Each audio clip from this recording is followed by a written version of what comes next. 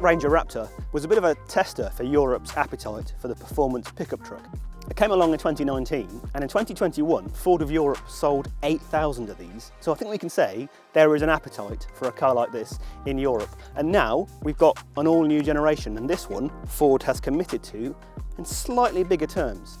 It's similar to the old car in lots of ways. It's got that reinforced ladder frame, it's got completely overhauled axles, some very clever Fox dampers, and a new active four-wheel drive system. But the biggest difference compared to the last car is under the bonnet. Whereas the last car had a 4-cylinder diesel engine which didn't give it particularly remarkable performance, maybe it was a bit unexciting. This new one, you can have that 4-cylinder diesel if that's what you need, but instead you can have a twin turbocharged V6 petrol engine with nearly 290 horsepower, which is enough to get most people's attention, isn't it? Let's go and have a go. Right, ladies and gents, here we go. Ford Ranger Raptor on gravel. Now this thing has more driving modes than Rory McIlroy on a practice day, but the one we need right now is called Baja mode. It'll just sort itself out. Change the transmission setting, change the traction control setting, fiddle about with the dampers, all of that jazz. The 10-speed gearbox is in manual mode. The transmission is in four-wheel drive high range, and we can find out what this thing's like on the loose. The chassis and suspension modifications for this car are extensive. This is by no means a Ford Ranger with a body kit. So if that illusion is in your head, forget it. They started by completely redesigning the ladder frame for the car, and then they added proper core suspension and some very, very clever adaptive dampers by Fox, which are basically motorsport spec dampers, really. Very clever because they can reinforce the travel of the piston right at the extremes of the wheel travel. So they can leave the body control nice and supple while the car's just riding along normal bumps like this. And then when it hits some bigger ones, or for example when it takes off on a jump, the wheels know it because they've got position sensors, so when the wheels go to full droop, the suspension basically reinforces that compression damping right at the bottom of the travel. And so you can do some obscenely large jumps in this car. Otherwise here, the four-wheel drive system is new. It's not one of those old-fashioned mechanical ones that only really can switch between two-wheel drive and four-wheel drive mode. It's a proper active four-wheel drive system.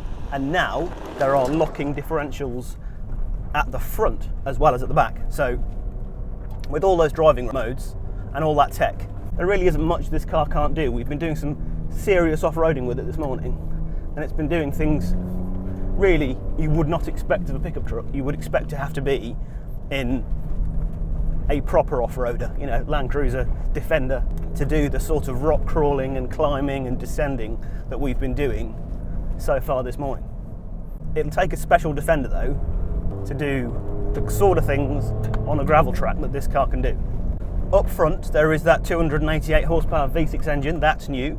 If you want to, you can select a rear-wheel drive mode on the drive line and kind of mess about on a beach or in a farmer's field, or I imagine Raptor owners doing that quite a lot, to be honest. And maybe the hardcore off-roading stuff, maybe that isn't going to be such a popular thing for a Raptor owner. I don't know, we'll see.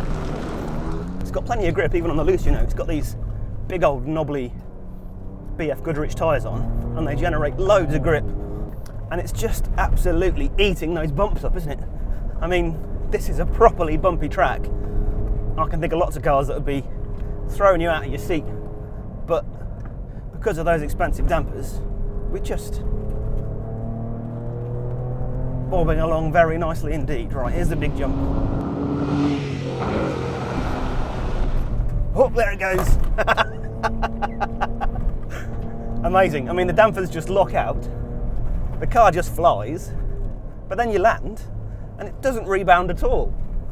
It just sort of hunkers itself down and gets on with it. I think that's pretty amazing, I have to say. And maybe people don't have this kind of gravel track in their backyard if they live in Kings Lynn or Stoke-on-Trent. They're quite hard to find in the UK, aren't they? But there would be lots of cool things you could do with this car. Do you like the way it sounds? I guess that's a question, isn't it? Because a 4-cylinder diesel never sounded that exciting. This one's got a bit more rasp to it. When you stick it in Baja mode, you do get pretty much straight through exhaust pipes. And while that doesn't sound as silly as a Hennessy tuned V8, it's not bad. It's better than a 4-cylinder diesel, isn't it? So it sounds good. Is it fast? It's fast enough for this sort of thing. I mean, this is a 2 and a bit ton car. It's large, even though it's only a mid-sized pickup truck. It's going to be a big car on European roads. It's certainly a big car on tracks like this. In outright terms, I think they quote about 8 seconds to 62. Objectively, that's only kind of fast super mini pace, isn't it? But, you know, this is a car for a different sort of set of circumstances than a traffic light Grand Prix, isn't it? We know that. And it works all right. And considering the sorts of cars you can spend £58,000 on these days, I think this is a pretty convincing product, I have to say. Ford can't make performance cars like they used to, you know.